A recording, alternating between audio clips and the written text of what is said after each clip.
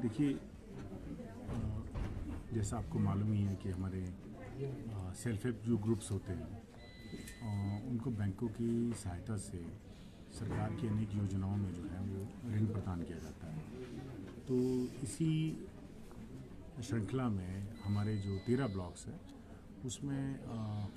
इन जो ऋण है इनका एक टारगेट था जिसकी संख्या 800 थी और जिसमें से 674 जो है केसेस तैयार करके डिफरेंट बैंकों में जो है वो पहुंच गए हैं और उसमें से अधिकांश जो है वो सैंक्शन प्रोसेस में आ गए हैं। और आज जो हमारे केसेस सैंक्शन हुए थे उसमें हमने उसके सैंक्शन के जो ऑर्डर्स हैं बैंकों के माध्यम से आज यहाँ पर प्रदान किए।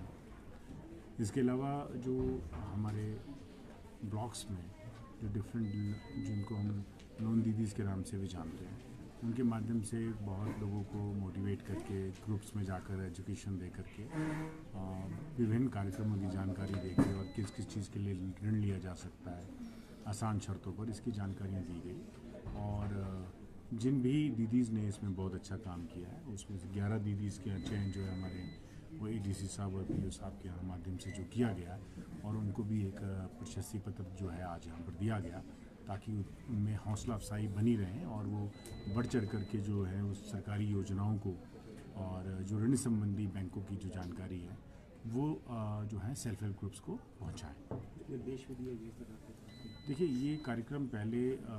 27 दिसंबर के लिए निर्धारित था, लेकिन फिर बीच में वो राष्ट्रीय शोक होने के कारण जो है वो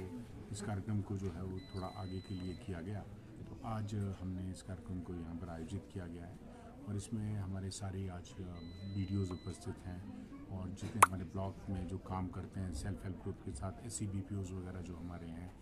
वो सभी यहाँ उपस्थित हैं। और आज हमारी जितनी भी लोन दीदीज़ हैं वो भी यहाँ पर आई थी और सबके साथ उनके जो है एक्सपीरियंस को आज शेयर किया गया यहाँ पर और किस तरह से समन्वय जो है, क्योंकि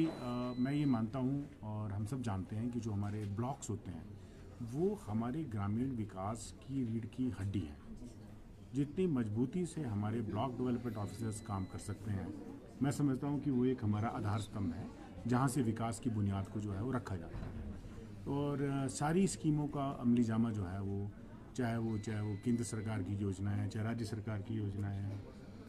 चाहे SDP की फंडिंग है, चाहे बैकवर्ड एरिया की फंडिंग है, उन सब चीज़ों की जो तामील होती है, इम्प्लीमेंटेशन है, वो हमारे ब्लॉक डेवलपमेंट ऑफिसर्स के माध्यम से होती है। तो आज हम बाकी भी सारी स्कीमों का भी आज हम रिव्यू करने जा रहे हैं और मैंने सभी से ये निवेदन किया है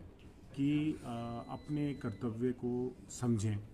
अपने कर्तव्य का पालन करें और लोगों के बीच में जाने की कोशिश करें। अपने कार्यालयों से थोड़ा सा बाहर निकलने की ज़रूरत है। मैं आज सभी वीडियो से कहा है कि वो जाएं और पंचायतों का लगातार निरीक्षण करें और जितने भी डेवलपमेंट वर्क्स हो रहे हैं उस पर जो है अपनी उसका मार्गदर्शन दें, जहाँ क्वालिटी का चेक करें, अच्छी चीज़ें जो हैं वो निकल करके सामने आनी चाहिए और एक मॉडल के रूप में हमारी पंचायतें निकल करके आनी चाहिए। हमारे ऑफिसर्स हैं बहुत बेहतर काम करते हैं, लेकिन बार बार जो है हम कोशिश करते हैं कि इन सब चीज़ों को रिएटरेट करते रहें ताकि जो है वो हमारे सारे कार्यक्रम जो हैं वो अच्छे से जो है वो इम्प्लीमेंट हो सके। सर, ग्रामीण आजीविका को बढ़ाने के लिए इस तरह के जो स्टेप्स होते हैं किस तरह मिल कर बर्तन साबित होंगे? देखिए, अब आपने देखा ही है कि हम ये तो जानते हैं कि हिमाचल में शिमला ज़िला जहाँ तक है, शिमला ज़िला में हमारे 2-3 जो हैं वो हमारे आय के मुख्य साधन हैं। ये पहला तो जिसको हम कहते हैं कि वो हमारा हॉर्टिकल्चर बेस्ड है, दूसरा हमारा पर्यटन का है और तीसरा फिर इसके बाद जो चीज़ें आती हैं वो आती हैं जो जिस पर हम फोकस करते हैं अपना, जैसे मान लीजिए अलाइड एक्टिविटीज़ जिस पे हम बात करते हैं और जिस पे लोनिंग वाला कंसेप्ट रहता है,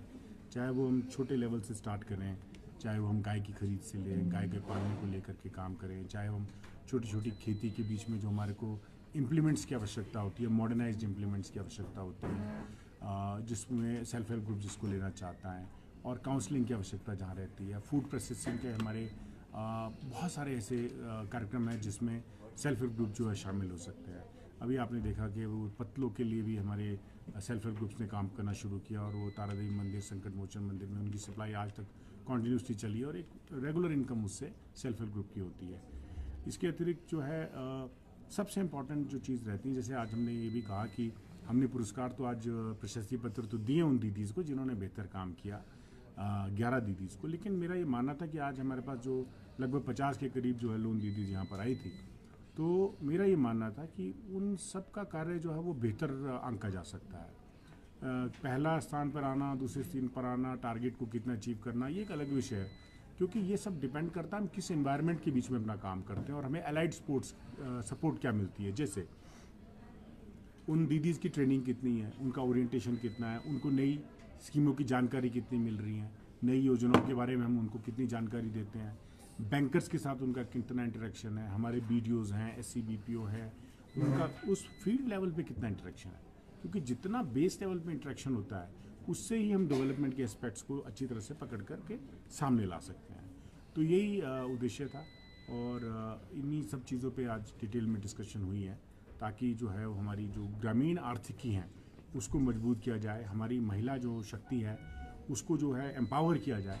और वो ताकि अपने आप में सबल, और जैसे आपने देखा शिमला ज़िले में तो लोग बहुत एनलाइटेंड हैं, प्रगतिशील हैं, तो उसमें जितने जिन लोगों को आगे बढ़ने की आवश्यकता है, जो उस इन सब स्कीमों का लाभ लेना चाहते हैं, वो इन सबको हम देने में कहीं पीछे न रहें। तो इसी विषय पर आज हमारी सार्थक चर्चा जो है वह